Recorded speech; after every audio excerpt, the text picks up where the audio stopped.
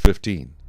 At the end of every 7 years you shall grant a release of debts, and this is the form of the release. Every creditor who has lent anything to his neighbor shall release it. He shall not require it of his neighbor or his brother, because it is called the Lord's release. Of a foreigner you may require it, but you shall give up your claim to what is owed by your brother, except when there may be no poor among you. For the Lord will greatly bless you in the land which the Lord your God is giving you to possess as an inheritance.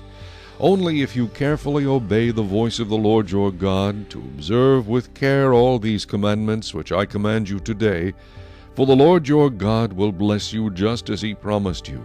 You shall lend to many nations, but you shall not borrow. You shall reign over many nations, but they shall not reign over you.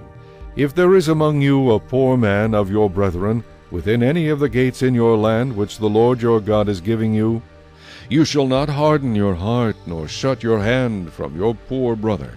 But you shall open your hand wide to him, and willingly lend him sufficient for his need, whatever he needs. Beware lest there be a wicked thought in your heart, saying, The 7th year, the year of release, is at hand, and your eye be evil against your poor brother, and you give him nothing, and he cry out to the Lord against you, and it become sin among you. You shall surely give to him, and your heart should not be grieved when you give to him, because for this thing the Lord your God will bless you in all your works, and in all to which you put your hand. For the poor will never cease from the land.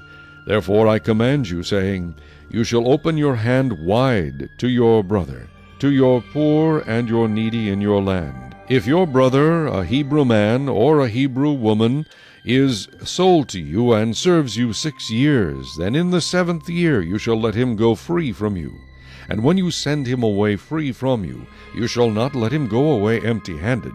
You shall supply him liberally from your flock, from your threshing floor, and from your winepress. From what the Lord has blessed you with, you shall give to him. You shall remember that you were a slave in the land of Egypt, and the Lord your God redeemed you. Therefore I command you this thing today. And if it happens that he says to you, I will not go away from you, because he loves you and your house, since he prospers with you, then you shall take an awl, and thrust it through his ear to the door, and he shall be your servant forever. Also to your female servant you shall do likewise. It shall not seem hard to you when you send him away free from you, for he has been worth a double hired servant in serving you 6 years. Then the Lord your God will bless you in all that you do. All the firstborn males that come from your herd and your flock you shall sanctify to the Lord your God. You shall do no work with the firstborn of your herd, nor shear the firstborn of your flock. You and your household shall eat it before the Lord your God year by year, in the place which the Lord chooses. But if there is a defect in it, if it is lame or blind or has any serious defect, you shall not sacrifice it to the Lord your God. You may eat it within your gates. The unclean and the clean person alike may eat it, as if it were a gazelle or a deer.